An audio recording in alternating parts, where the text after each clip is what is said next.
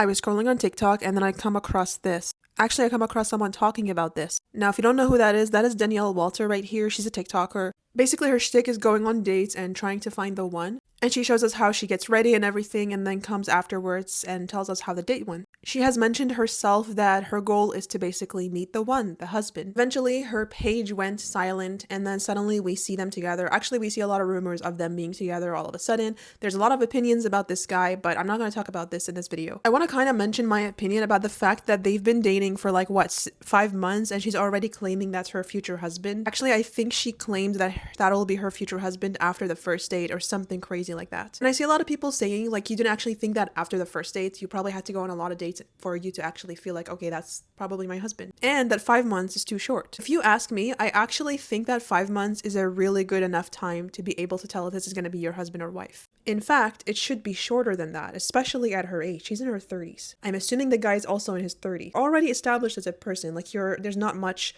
to like figure out or try to be mysterious about at this point, at least not that I would think. Obviously the age thing could differ. Maybe you're still figuring yourself out in your 30s. That's fair. Let me just wind back to my experience. I met my husband when I was 24 and upon the first date I was like, this guy's chill. I wasn't like I'm gonna marry him, but he's chill and I'm gonna be down for another date for sure. Month in, this man has already decided that I am going to be his wife one day. And he was 2 years older than me. To be honest, I would have felt the same way. I just had to hold back a lot because of my previous experiences that led me to like not trust and not put all my cards on the table. We definitely knew we were gonna get married less than 5 months in. So to say that you can't really tell after a few months of dating whether this person is gonna be your husband or wife, or even like a couple of dates, honestly, it's not completely true. There are people who actually instantly click. I'm not saying Danielle necessarily did that, but I'm just telling you my experience. I think that Danielle might actually have a very bright future ahead of her and that could be her guy.